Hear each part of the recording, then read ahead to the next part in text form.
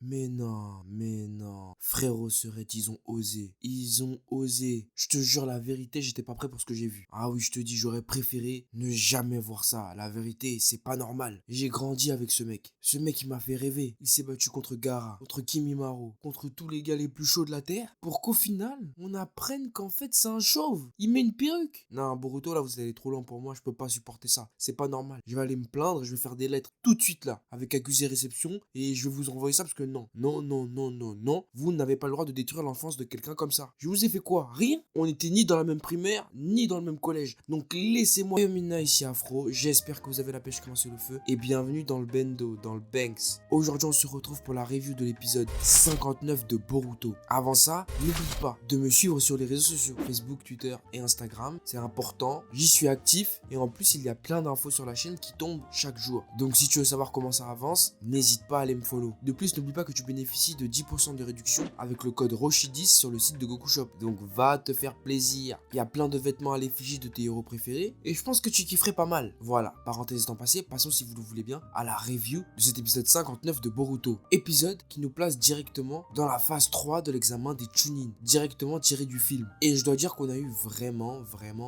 beaucoup de chance. Même si j'ai trouvé que c'est allé un peu vite, qu'ils auraient pu gagner beaucoup plus de temps en développant chaque combat, j'ai trouvé que c'était quand même bien moins rushé que dans le film. Bon, bien sûr, on en est qu'à la phase 1 et il fallait éliminer le menu fretin. Et pour moi, ça allait beaucoup trop vite. Mais je pense que s'ils ont fait ça, c'est pour mieux pouvoir développer les futurs combats qui vont arriver. Et je parle notamment de l'un des combats les plus attendus, qui est Boruto contre Shikadai. Mais bref, ça on y reviendra plus tard. Tout d'abord, tu le sais frérot, ce tournoi est hyper important pour les personnages, notamment pour Boruto. Son père y est présent et c'est le moment de tout donner, de montrer que c'est pas un bolos. Et le plus frustrant avec Boruto, c'est qu'on sait qu'il en a les capacités. Car tu sais, tu l'as vu durant son combat contre Shizuma. Et même depuis le début de Boruto, il a des capacités. Problème, c'est que j'ai l'impression, on dirait, il se chie dessus. Je te jure. Bon, même si je pourrais le comparer à un mec qui dans la vraie vie a des capacités, mais c'est comme s'il voulait pas réviser. En gros, c'est moi. Et c'est hyper dommage parce que durant son premier combat, il aurait pu perdre face à, je sais pas si c'est l'élève ou un fan de Hachibi. Car on peut voir qu'il a un collier représentant son bijou, possède les mêmes types de sabres que lui, et en plus de ça, il parle en verlan. C'est clairement son élève ou un de ses fans. Et crois-moi, le plus fort, c'est qu'il aurait pu battre Boruto, car la scène avec le shuriken est très symbolique. Premièrement, personne n'a réellement bien vu si c'était un vrai ou un faux shuriken. En effet, tout est allé très vite, mais on a pu voir que la courbe de ce shuriken était tout simplement incroyable. Même les spectateurs l'ont dit. Et à ce moment-là, je comprends pas qu'il y ait des Kage dans la place et ils ne tiltent pas qu'il se passe un truc chelou. Que c'est pas possible qu'un petit puisse avoir un tel niveau. Même Sasuke à l'époque pouvait pas faire ça. Il y avait que Itachi. Mais ça a choqué personne. Et au final,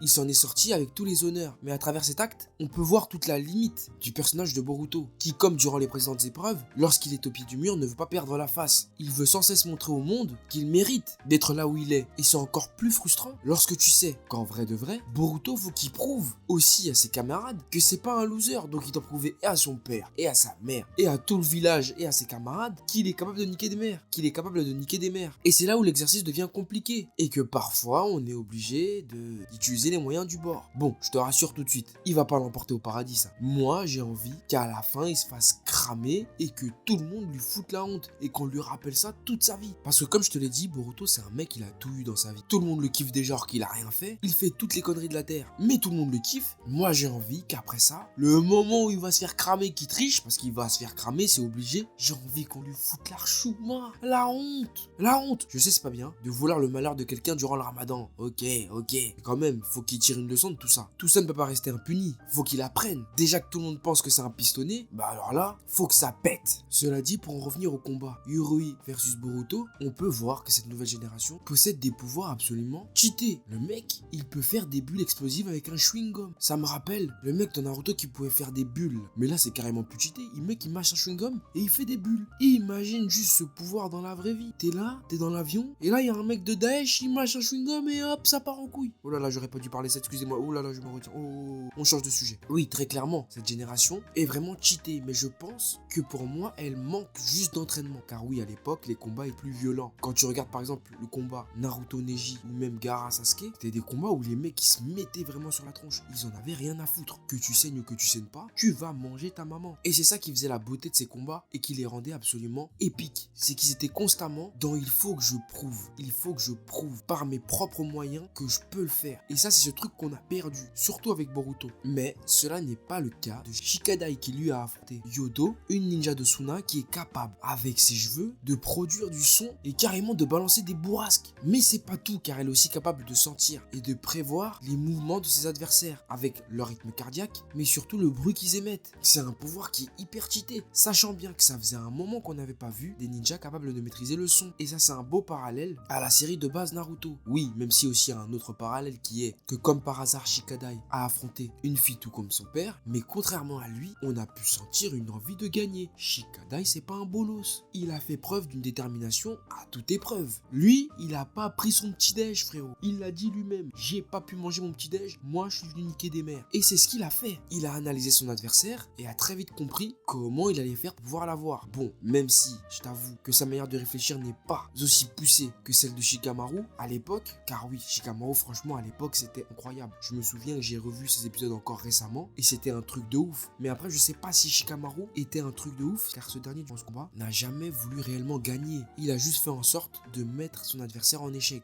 Tout comme l'a fait son fils ici. Mais son fils, lui, avait une vraie détermination qu'il doit tenir sans doute de Temari. Et c'est cette mentalité que j'adore chez le personnage de Shikadai. Clairement, il fait partie de mes personnages préférés de cette série. Tu le sais, frérot, je te le dis. Boruto Shikadai, leur relation, elle est incroyable. C'est des mecs qui se connaissent depuis le bac à sable. Ils savent de quoi ils sont capables. Leurs pères travaillent ensemble. Ils ont glandé. Le fait de les voir se checker, moi, ça m'a fait quelque chose. Je me suis dit, ah ouais, purée. Ils ont vraiment une relation très très forte. Voilà pourquoi j'ai hâte de voir ce combat. Car je pense qu'il sera révélateur. Et ce sera peut-être durant ce combat-là que Boruto va se faire cramer. Et ce serait ouf de voir Boruto qui se fait cramer par le public, les Kage et le reste, mais surtout par son ami Shikadai qui croit en lui, et de voir qu'il ne l'a pas affronté à la régulière, ça pourrait faire un très beau rebondissement. Et en parlant de rebondissement, on a eu le combat le plus miskin. Inojin, ouais. Inojin, cousin. Non, ça se fait pas, frérot Serette. Non, non, je te dis, ça se fait pas. Le mec, il est venu, il a envoyé des pigeons, il a cru il allait gagner. Il a envoyé des pigeons, frère. Il a dit non, attends, je vais dessiner des pigeons, je te jure, je vais te battre. Mais cousin, comment tu peux croire que tu vas gagner avec des pigeons? Déjà, ton père, c'est Sai. Il est tout blanc, on dirait il a le paludisme. Ta mère, on l'a jamais vu s'entraîner. Tout ce qu'elle sait faire, c'est tomber dans les vapes et rentrer dans le corps des gens. Toi, t'es là avec tes dessins de merde là. T'as cru t'aller. Non, non, frérot, ça se fait pas. Ça se fait pas. Même moi, j'ai eu pitié. Tu voyais comme il était en galère. Le type, il était pas bien. Ça, c'est pas des trucs qui se font vraiment. Non, non, non, non. C'est le ramadan, faut être tolérant. T'as pas le droit de bolosser un petit comme ça. Il fallait bien que quelqu'un perde et comme par hasard, c'est tombé sur lui. Shikadai, Inojin. Déjà, il s'est pas bien dessiné et en plus, il s'est mangé des coups de bâton sur le visage. Araya, il a bolossé avec son masque d'embout. Mais je te jure, il a mis des coups de bâton dans la tête. Coups de bâton. C'est pas coups de batte de baseball, mais coups de bâton. Il a mis.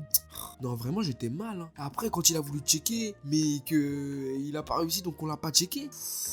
Ah ouais, Miskina. Ah oui. Ah, c'était dur. Là, il va aller rejoindre la team des perdants, les Iwabe et tout ça. D'ailleurs, les Iwabe, ils sont dans les gradins. Ils sont vraiment nazes. Ah, j'ai juré, ils sont nazes comme leur yep. Purée, Metal, il aurait brillé durant ce tournoi. Putain, trop nul. Oh, il me fait yesh. En tout cas, lui, il faut même pas qu'il croie qu'il a une carrière dans Boruto. Lui, sa carrière, elle est finie là. Tout le monde va se foutre de sa gueule. D'ailleurs, je sais pas si t'as remarqué, mais au début, Ino, elle parlait fort. Mais après, là, quand il a perdu, on l'a plus jamais entendu. Elle a fermé son clapet. On lui a dit, ton fils, il pue la merde. Il est à l'image de ta saison dans Naruto. Nul, nul. Il est retourné où? Dans les vestiaires. De toute façon, c'était obligé qu'il y arrive pas. C'était obligé, frérot, Serette. C'était obligé. Il est trop bizarre, ce mec. Par contre, Mitsuki, lui, il a tout niqué. Ah oui, il a été rapide. Hein. On l'a blessé, il s'est régénéré. Hop, il a sorti le gars. Il a été tellement chaud que même Shinki, aka El Matador, aka Neymar Junior, aka Père Castor, car il a fait un commentaire sur tous les matchs. Il a dit, lui, il est tendu. Et moi, j'ai envie de voir un combat entre Mitsuki et Shinki. Qui va gagner maintenant? Parce que là, Shinki, il est tombé sur Chocho. Et Chocho, attention. Chocho, on est là, on parle mal d'elle et tout. On dit, ouais, c'est une segro, nanana. Mais la tête d'homme qu'elle analyse tout. Hein. Elle est plus intelligente que son daron. Et elle doit avoir des skills qu'on connaît pas. Donc, t'inquiète même pas que l'orphelin, là, il peut faire autant le badass qu'il veut. Ça va être un beau combat. Du moins, je l'espère. J'ai pas envie qu'il la finisse trop rapidement. Ce serait trop dommage. Parce qu'en vrai, le personnage de Chocho, il est super intéressant. Elle s'en fout de tout. Elle n'a pas peur de la critique. Elle sait quelles sont ses forces et ses faiblesses. C'est une femme moderne. La La petite, elle a 12 ans, on dirait, elle en a 20. Moi, je valide ce personnage. Ah oui, elle a des punchlines. Je te dis la vérité. Faut les noter. Hein. Et c'est pour ça que je te dis que la nouvelle génération est un peu plus forte que l'ancienne, mais moins déter. Parce qu'il leur manque ce côté, on charbonne. Parce qu'en vrai de vrai, Boruto et tout le reste, ils charbonnent pas de ouf. S'ils charbonneraient de ouf, ils seraient des génies de fous malades. Mais c'est pas le cas. A contrario, peut-être le seul génie de cette promotion, du moins à Konoha, c'est Sarada. Sarada, elle a pas parlé chinois. Elle a dit 3 secondes. En 3 secondes, je le monte en l'air. Tu te rends compte? Faut avoir une sacrée paire d'ovaires pour dire ça. Je te dis la vérité. En 3 secondes, je le monte en l'air. Et en 3 secondes, elle a monté en l'air. Pas besoin de logiciel ou de shuriken télécommandé. Non. Juste avec sa force, elle l'a monté en l'air. Et moi, je dis oui. C'est la moindre des choses qu'on va attendre d'une Uchiwa dotée de la force d'une Kunoichi. Pour son âge, même Sakura n'avait pas autant de force. C'est pour te dire. Sakura, elle est devenue forte que dans Shippuden. Hein. Dans Naruto, elle servait à rien. Mis à part son combat contre Ino. C'est son seul combat d'ailleurs. Après, tu la vois plus. Elle était portée disparue. Elle faisait le ramadan des combats. Enfin bref, le tournoi a commencé et il est super intéressant. Je trouve l'approche différente du film et cela nous permet d'avoir un véritable lien avec les personnages, de mieux les comprendre et de bien insister sur le fait que Boruto par exemple est un personnage qui est sans cesse torturé entre réussir des choses par ses propres moyens ou utiliser cette putain de montre connectée avec des jutsu à l'intérieur. Symbole de l'industrialisation de Konoha et de tout ce que n'est pas un ninja. Car on est clairement dans la question dont parlait Orochimaru à l'époque. Car pour Orochimaru, un ninja était quelqu'un qui devait maîtriser un bon nombre de techniques. Toutes les techniques. Avec cette montre connectée, il peut le faire Boruto. Mais est-ce que ça fait de lui un véritable ninja? Quelqu'un qui sait endurer? Bah non. Enfin bref. En tout cas, mention spéciale. Toutes les personnes qui sont là et qui ont fait la guerre et qui n'ont toujours pas cramé que Boruto, il utilisait des trucs chelous. Franchement, vous abusez. Franchement, moi je te dis, non, même mon daron, il aurait dit, oh,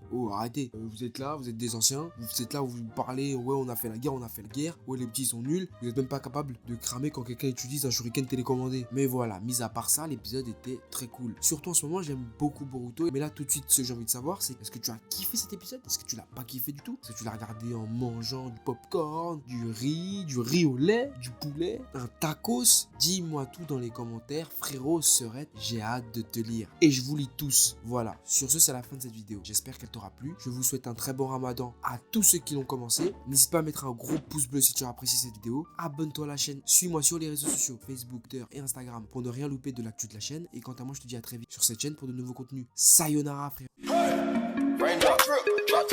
Smoking, no cooking, the hot pot. Fucking on your bitch, yeah, that. Cooking up dope in the crock pot. We came from nothing to something, nigga. I don't try nobody, grip the trigger. Call up the gang and they come and get gang. Call me a river, give you a tissue. Bad and bullshit, bad. Cooking up dope with a Uzi. My niggas are savage, ruthless. We got better than 100 rounds too.